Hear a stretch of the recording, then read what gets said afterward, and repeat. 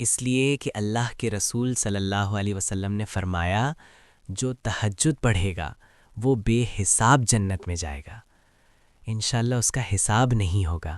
بہت بڑی شہادت۔ تو ہم نہیں سال بھر پڑھ پاتے اولیاء اللہ کی طرح، تو کم سے کم مہینہ بھر تو پڑھ لیں۔ اور 2 رکعت کے لیے کتنا؟ 2 منٹ لگتا ہے، 2 سے 3 منٹ لگتا ہے۔ پھر اس کے بعد کچھ گڑ گڑا لیجئے، دعا کر لیجئے، کیونکہ وہ وقت خصوصی دعاؤں کی قبولیت کا وقت ہے۔ جو مانگتے ہیں ملتا ہے۔ یوں تو رمضان شریف کے علاوہ بھی وہ رات کا آخری پہر دعاؤں کی قبولیت کا وقت ہے، لیکن جب رمضان شریف آتا ہے تو پھر اس میں اور خصوصیت آ جاتی ہے۔ ایک یہ چیز، دوسری یہ چیز، کوشش کیجئے کہ رمضان شریف میں کم سونے کی کوشش۔ ہم لوگوں کے لیے سیزن رہتا ہے سونے کا۔ اگر فجر میں آپ سوتے ہیں تو آپ ظہر میں اٹھ جائیے۔ لوگ عصر تک سوتے رہتے ہیں، اس لیے کہ روزے کا مقصد ہے بھوک اور پیاس کا احساس۔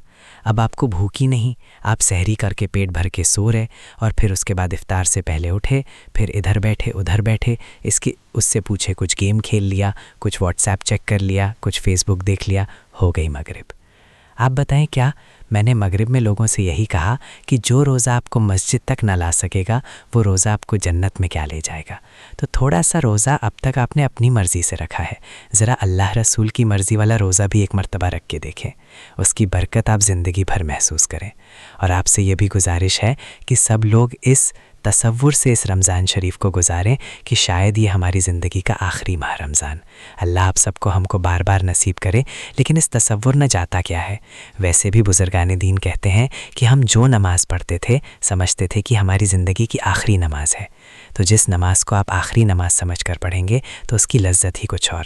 اس لیے ماہ رمضان شریف اس تصور سے گزاریں کہ شاید یہ میری زندگی کا آخری ماہ رمضان، ایک ایک لمحے کی قدر کیجیے۔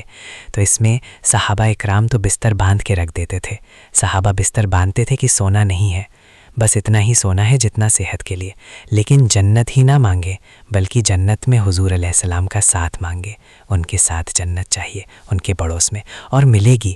حضرت موسیٰ علیہ السلام نے جب پوچھا تھا وہ بڑھیا سے کہ یوسف علیہ السلام کا مزار کہاں ہے، تو بڑھیا نے کہا میں جانتی ہوں لیکن شرط ہے کہ آپ کے ساتھ جنت چاہیے۔ تو آپ نے فرمایا کہ تو جنت مانگ لے، اتنا کافی ہے، میرے ساتھ جنت نبی تو نبی ہے۔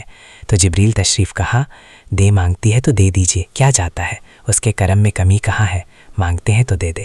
تو جب بڑھیا مزار یوسف بتا کر حضرت موسیٰ کے ساتھ جنت میں جا سکتی ہے، تو اگر آپ ماہ رمضان شریف کی قدر کر کے رسول اللہ کے ساتھ چلے جائیں تو پھر کوئی باقی رہے بھی، تو حضور کے پڑوس میں مانگے۔ حضور بڑی بارگاہ ہے تو بھائی بات ہو۔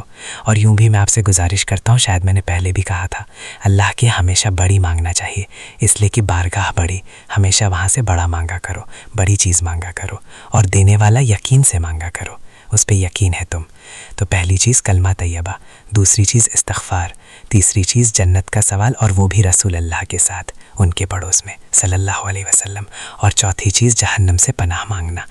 وہ دعا سن لے، اللہم، یا اللہ اجر پڑھتے رہیے، اس کا مطلب ہوتا ہے اللہ میں جہنم کی آگ سے تیری پناہ مانگتا ہوں۔ اور ایک حدیث پاک میں ہے کہ جو مغرب کی نماز کے بعد کسی سے بات کیے بغیر 7 مرتبہ کہہ لے اللہم یا اللہ اجر، تو انشاءاللہ وہ جہنم میں نہیں جائے گی۔ مغرب کی نماز اور رمضان شریف میں قصر، 4 اعمال، درود شریف، استغفار۔